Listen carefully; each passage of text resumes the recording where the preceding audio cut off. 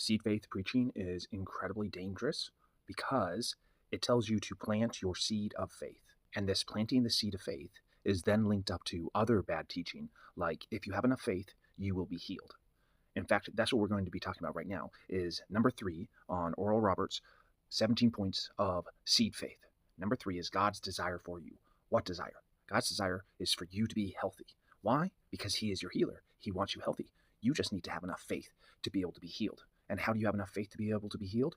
You sow your seed, which means you give Oral Roberts your money. And then if you give him enough money by signaling to God, look, I have all this faith because I've been giving all my money away. I have no money left to give. Therefore, I have revealed to you that I have all the faith to be able to be healed. So let's go ahead and read this passage, number 3, God's desire for you, Exodus 15:26. And then we're going to go to Exodus 15:26 here, because the number one way to discount or to shut down these poor understandings is to read the rest of Scripture.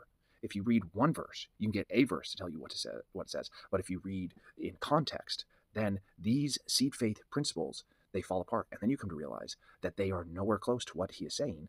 And a lot of times they are the complete opposite of what the verse is saying when you read it in context. So we're going to take a look here at Exodus 15:26 in a minute. Oral Roberts says, in promising his continuing healing presence as our covenant healer, God places 2 great conditions before his people. First, God asks to heed him.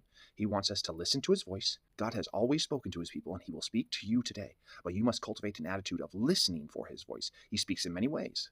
And then I've highlighted here, through his anointed servants. So he speaks in many ways, through his word, through his anointed servants, and through direct revelation in your inner man. He is seeking people who will listen for his voice and not try to run and hide from him. And so what Oral Roberts is doing as we continue to go through these several points is he says that it is God's will for you to be healed. And God's will for you to be healed is shown in faith. You have the faith and God will heal you. Well, how do you show God that you have the faith? You sow this money. And where do you sow this money? You sow this money to places when an anointed healer tells you, oh, now is a special season for sowing your money. Now is a special season for you to give your seed faith. Now is the season of the 30-fold harvest or the first fruits harvest. Whenever the anointed healer says, God has told me, now is the time to give your $1,000 seed offering, that's when you listen. And so you're listening to whatever the anointed healer says in terms of giving your seed money so that you can get your healing. Remember, Oral Roberts says a miracle is always coming. It's right there for you. It's for you reaching out and taking it if you have enough faith. And well, how do you have enough faith? By planting that seed. That's why it's called seed faith, the principles of seed faith. Now, second down here in the red. Second, God asks us to do what is right in his sight. He seeks people who will not only hear his words, but will take them to heart and act on them. People who will obey his word and not be hearers only. God's goodness is abundantly promised. It waits those who sow to the Spirit. And then you can notice here that he has sow in brackets, which means he has put that in so that you understand that was not originally there. And so when he's putting that word in there, why is he putting that word in there? Because he wants to specifically link it back up to the seed faith principle. So those who sow to the Spirit, hearing his voice and doing what he tells us to do. And so Oral Roberts is going to be setting you up with this understanding of the seed faith so that when he says now is the time and you hear that voice in your head, oh, this is how seed faith works. I'm supposed to give this money. Then you say, because he's doing this mind control trick on you, that you like, oh, I do, I have to, and it becomes this habitual response because I have to show faith. I have to show faith to get my healing. But that's not what's happening at all in Exodus 15:26. So let's take a look here at Exodus 15:26. And if we come here, and it turns out that they have just crossed the Red Sea. The Israelites have just left Egypt. The Egyptians have been drowned in the Red Sea, and now they're making this 3-way journey. So let's go ahead and pick this up in verse 22. We are in Exodus 15:22. And Moses caused Israel to set out from the Red Sea, and they went out into the desert of Shur. And they traveled 3 days in the desert, and they did not find water. So then 3-day journey, they've got to be pretty thirsty because the amount of water that they've taken with them probably hasn't been enough to be able to last those 3 days. So they're starting to get thirsty. And they came to Marah. And Marah basically just means bitter. And they were not able to drink water from Marah because it was bitter. And so therefore it was named Marah. And the people grumbled against Moses, saying, what shall we drink? And he cried out to Yahweh, and Yahweh showed him a piece of wood, and he threw it into the water, and the water became sweet. There he made a rule and regulation for them, and there he tested them. And he said, this is God, or Moses, if you carefully listen to the voice of Yahweh, your God, and you do what is right in his eyes, and give heed to his commands, and keep all his rules, then I will not bring about on you any of these diseases that I have brought on Egypt, because I am Yahweh your healer. So Moses is speaking for God and communicating to them what God has told him to speak as the prophet of God, saying, then I will not bring about on you any of the diseases that I brought about on Egypt, because I'm Yahweh your healer. So let's take a look at what some commentaries say. What is happening here? So I wanted to look at Exodus 15:26 specifically. So we see the 26 there, and we are in the Exodus, in introduction and commentary. I will put none of these diseases upon you. Presumably, the diseases put upon the Egyptians refer in the first place to the plagues in general, but in particular to the turning of the water into blood, which made it undrinkable. Israel will never find the water that God supplies unpalatable. He is Yahweh, their healer. So they have come out of Egypt, and they don't have any water to drink, and they are struggling with this understanding of who is this God that has brought us out of Egypt? Has he brought us out of Egypt to die? Because that's exactly what they turn into. If we go to Exodus chapter 17, after having the promise from God that he would basically supply their needs, he had supplied them with sweet water to be able to drink. And now it's been a while later, and once again, they're running out of water, and they're struggling to find out who God is. And they are beginning to think that maybe God is not a nice God, but he is a warrior God, and he is a strict God. He is not a loving God. He is a God that likes to bring plagues onto people. And so then they say, verse 3, and the people thirsted for water, and the people grumbled against Moses and said, why ever did you bring us up from Egypt to kill me and my sons and my cattle with thirst? And so the people are struggling to know who God is, which is the reason why God has said, because I'm Yahweh, your healer. He's trying to point out who he is so that the people can begin to relate to him as their healer, as a good king, as a good God.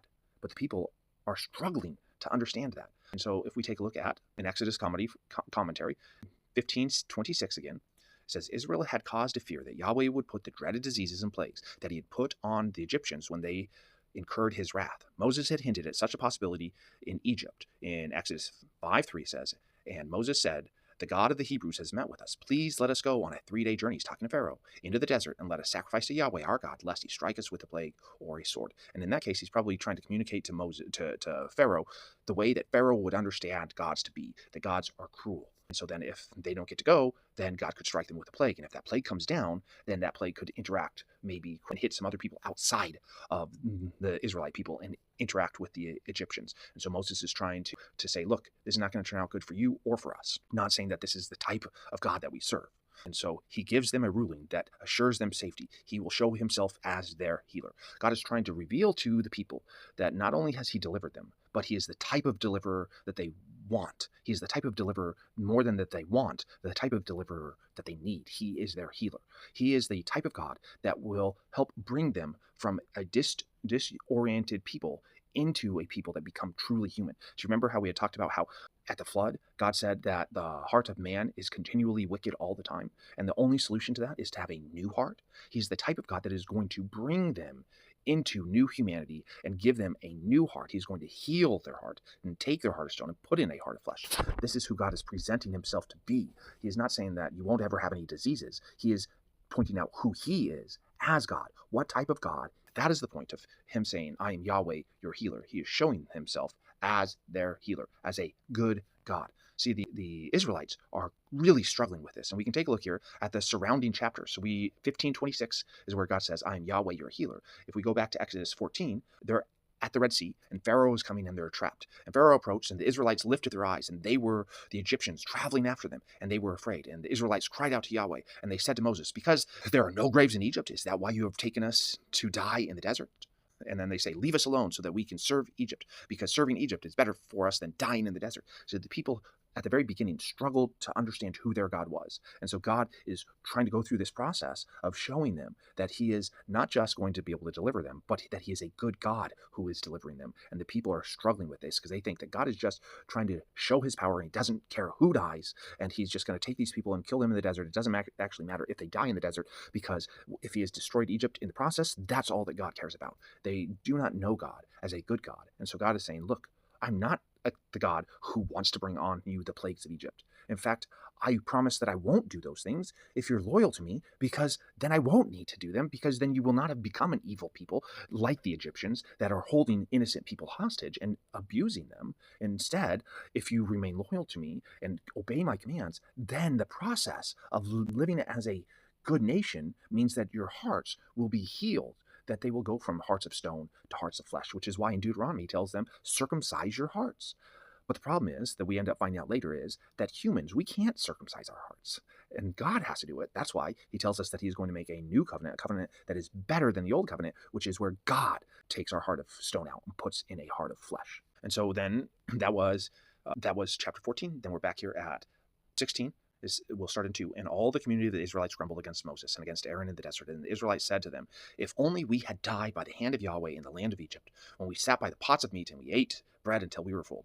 Because you have brought us out into this desert to kill all of the assembly with hunger. People are struggling to understand that God has their best in mind. He has not delivered them from Egypt to bring them into the desert so that they can die in the desert. He has delivered them from Egypt and brought them into the desert so that they can become the people of God. But they do not see God as a healer, as a good God yet. They still see God as a warrior God that is out for vengeance and for his own power, and they're struggling to understand who he truly is. In fact, that struggle is the same struggle that is happening today, where a lot of people will look at the Old Testament and they will say, look, God is an evil God. He's a vengeful God. He's out for destruction, and all he wants to do is kill everybody because he can't stand sin. But that is constantly being fought against. God says, I am not that God. I am Yahweh, your healer. And then we've already looked at this one, Exodus 17:1. Why ever did you bring us up from Egypt to kill me and my sons and my cattle with thirst? The people are struggling to see God as a good God. So many times that this has happened that when we get to Numbers 14, when the people refuse to go into the promised land because they saw the giants there, and then God said, okay, you're not going to be able to go into the promised land. And then they tried to go into the promised land without God's help, and they got utterly decimated, and they come back, and God says this.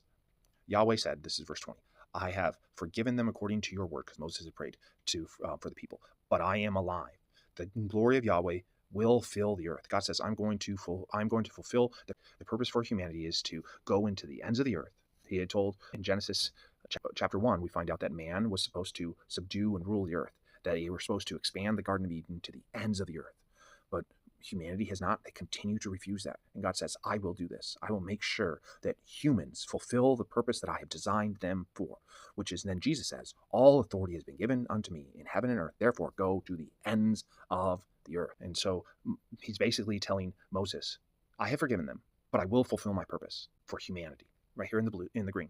But because all the men who have seen my glory and my signs that I did in Egypt in the desert, yet tested me these 10 times and did not listen to my voice, they will not see the land. Tested me these 10 times. How many times did God send the plagues on Egypt? 10 times he gave Pharaoh a chance to repent. 10 times Pharaoh said no and hardened his heart. God is saying, look, these people are behaving just like the Egyptians.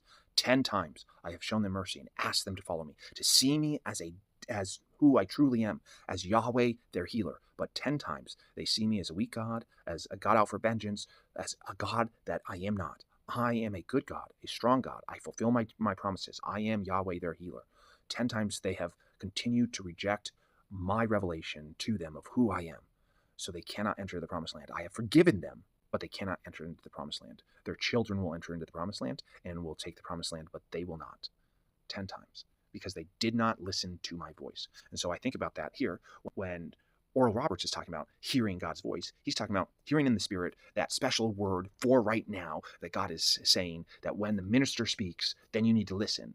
But that's not what God is saying when he says they did not listen to my voice. What he's saying is they did not obey me. They were not faithful to me. They didn't have covenant loyalty with me. They did not listen to me. They did not hear my voice. They did not keep my commands.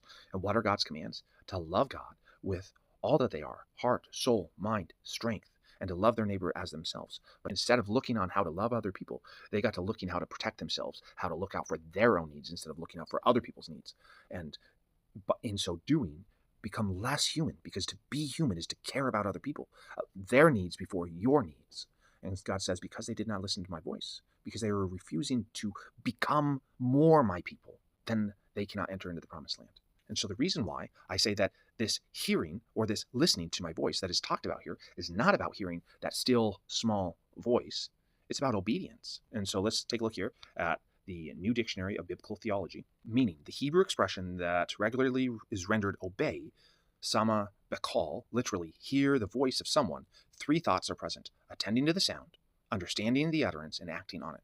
Where any of these are lacking, listeners are said to are said not to have heard. Translators find themselves torn between hear and obey as the better rendering of this locution in particular cases. When you hear, when he says, "Hear, O Israel," this is in Deuteronomy chapter 6, so this is the Shema. "Hear, O Israel, our God is one. Love the Lord your God with all your heart, with all your soul, with all your mind, with all your strength."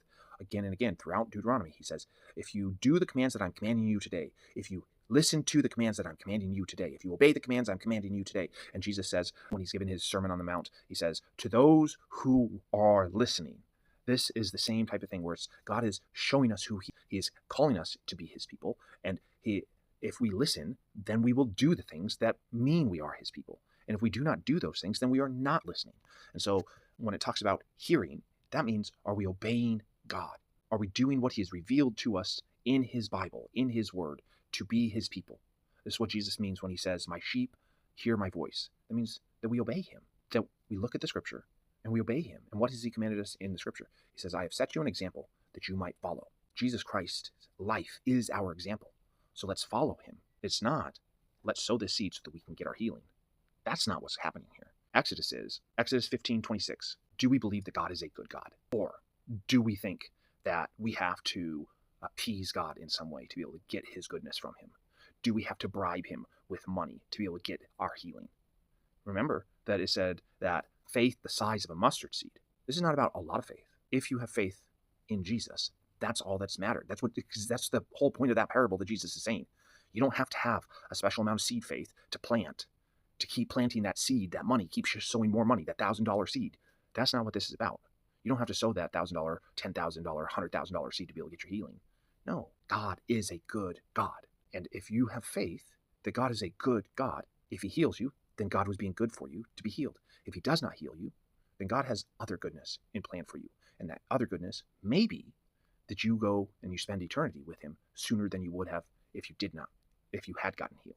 It's very complicated when it comes to people struggling with sickness. But I tell you that letting people know that their healing is not dependent on how much money they give is much better news than promising them a healing that is not going to come. That is life destroying, because then they question their own salvation and they say to themselves, I have faith to be healed. I know I have faith to be healed. I'm not being healed. Do I have enough faith to be saved? That is soul destroying. And that is not our God. Our God is a good God. He is our healer. He is good.